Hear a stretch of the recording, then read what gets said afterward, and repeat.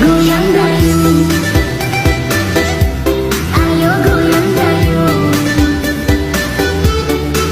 goyang dayung. Yan, nag-usap na. Ayun, tol, galigan. May laro pala tayo mamaya. Mamaya pa yun.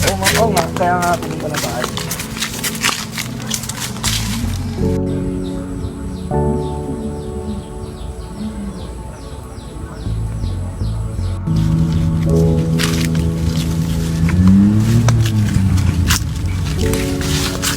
Ano ba sasabihin?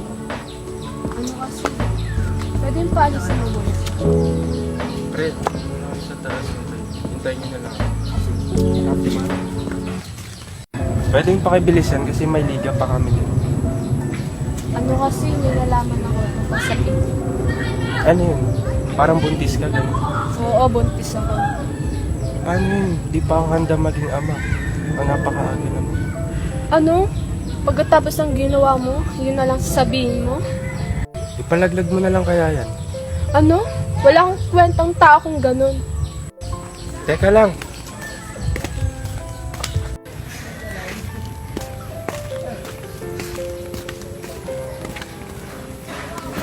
Nay, Oh, paano ka? sasabihin sana ako sa inyo. Oh, ano yun? Buntis po. Ano? Sino ka man yan? Hirap-hirap na nga ng buhay natin. Papabuntis ka pa? Ano isipin ng mga kapitbahay natin na disgrasyada yung anak ko? Hindi ko naman sinasadya. Ano di sinasadya? Ginusto nyo naman yan eh. Paano yung pag-aaral mo? Ha? Hindi mo naman kasi iniisip yung kinabukasan mo. Hindi ko na lang itutuloy na. Ano hindi mo itutuloy? Paano yan? Maninindigan ko tong nasa silipunan. O sige, ikaw bahala. Basta, gawin mo lahat ng kaya mo para mabuhay mo yung kapwa mo. Salamat na. Sige.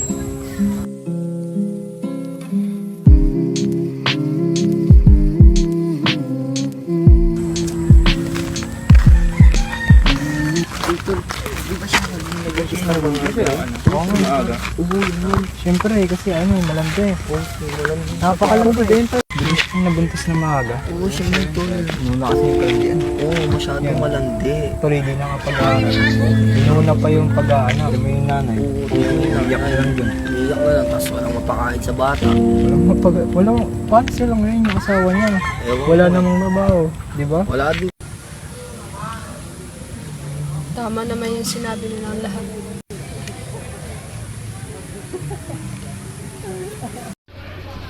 Totoo yun, par? Nabuntis ko siya. Oo nga, totoo ba yun? Oo nga, totoo ba yun? Totoo ba yun? May kabit dun. May kabit? Paano mo nasabi? Paano mo naman nasabi? Hindi pala yung naman nun. Ano maniwala sa'yo?